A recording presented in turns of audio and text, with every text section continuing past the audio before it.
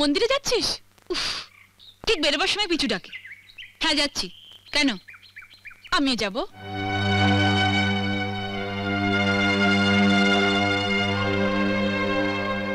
এইভাবে যাবে? এই পোশাকে? লোকে ভাববে চৌধুরী বাড়ির বউ আর ঝি যাচ্ছে। মানে আমার এই শাড়িটার দাম 2000 টাকা, আর তুমি এরকম একটা সস্তার শাড়ি পরে মন্দিরে যাবে, তাও আবার আমার সাথে? তোমার মান সম্মান না থাকতে পারে, কিন্তু আমার আছে। ও এই কথা। তুই দাঁড়া, আমি এক্ষুনি শাড়িটা বদলে আসছি। এটা ধর।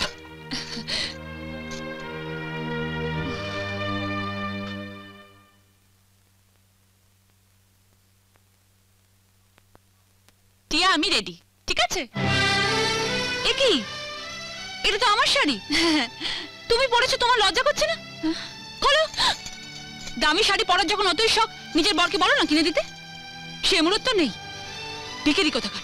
কি বলছিস তুই টিয়া? তুই আমি তুই যা, আমরা বোনের মতো। তোর শাড়ি আমি পরবো, আমার শাড়ি তুই পরবি, এটাই তো স্বাভাবিক। থাক দিদি, অনেক হয়েছে। আবার না বলে বসো তোমার বরকে আমি রাখবো, আমার বরকে তুমি রাখবে, সেটাও স্বাভাবিক। টিয়া কি আবার চোখ রাঙানো? খোলো খোলো বলছি আমার শাড়ি। খোলো টিয়া, আমার শাড়ি ছেড়ে দাও। ছাড়ো আমাকে। খুলে দাও আমার শাড়ি। দাও আমার শাড়ি পরেছো। খোলো খোলো টিয়া, খুলে দাও আমার শাড়ি। কি হলো? খুলছো না কেন? খোলো টিয়া, আমার শাড়ি দিয়ে দাও। দিয়ে দাও আমার শাড়ি। আমি খুলে দিচ্ছি, আমাকে ছেড়ে দে। খোলো ছেড়ে দে। খোলো আমার শাড়ি। খুলে যাও। আমি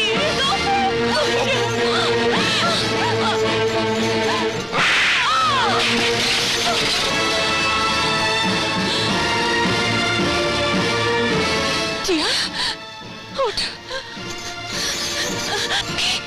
তুমি আমাকে চড় মারলে, আমার গায়ে হাত তুললে। হ্যাঁ তুললাম।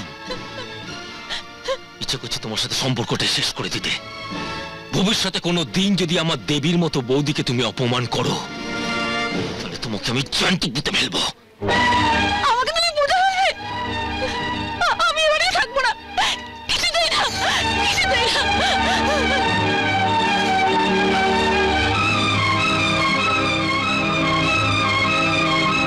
এটা নিবি না?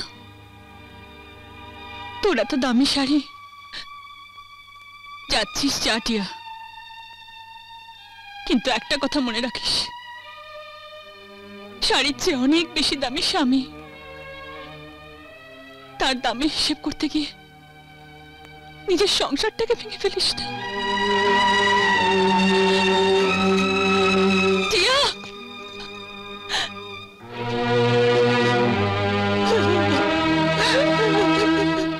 ছি ছি ছি ছি ছি ছি, এ আমি ভাবতেও পারিনি। যা হবার তা তো হয়েই গেছে। কি বলছো কি অঞ্জলি?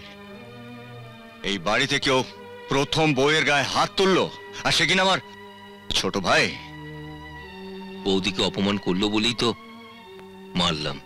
রাকেশ, কালকে পূজার স্বাদ, আমি সেখানে পরিবারের সবাইকে নিয়ে উপস্থিত থাকতে চাই আর ওকে আশীর্বাদ করতে চাই। যেভাবেই হোক টিয়াকে বাড়িতে ফিরিয়ে আনবে। যতক্ষণ না ঘরের বউ বাড়িতে ফিরছে ততক্ষণ তোমারও এই বাড়িতে আর কোনো স্থান নেই।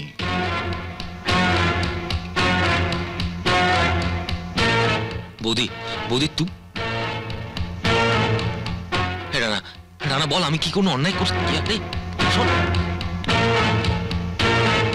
মামা,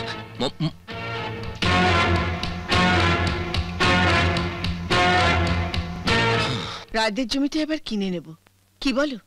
আপনি অনুমতি দিলে আমি কথা বলতে পারি। হ্যাঁ হ্যাঁ, আপনি যত তাড়াতাড়ি। দাঁড়াও,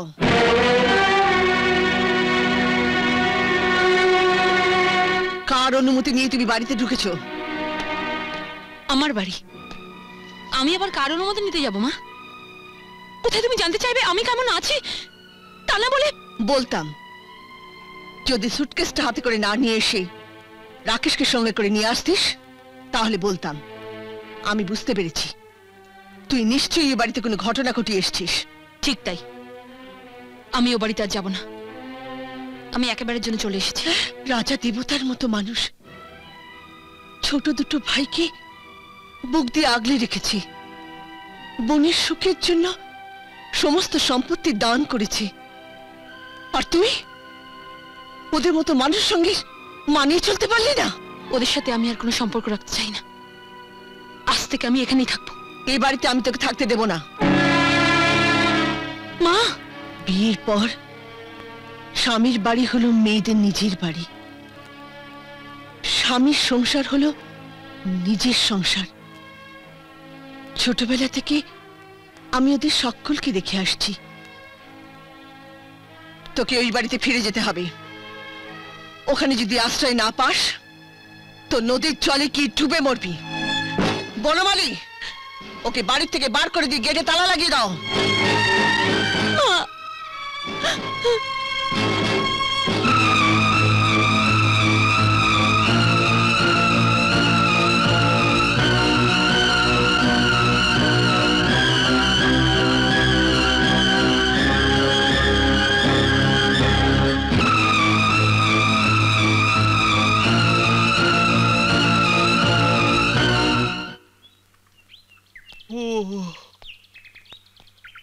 ও ঘন্টা মামা শোনো, ভিখারি এসে কিছু দিয়ে দে।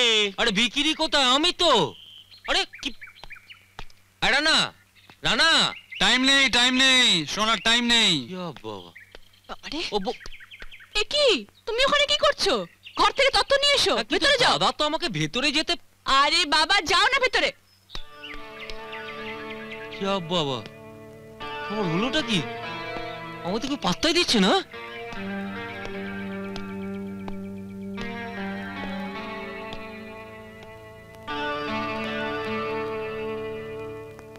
তোমার চা।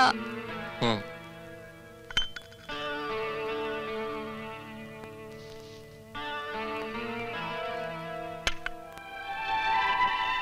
এই কি তুমি তুমি এখানে এলে কি করে?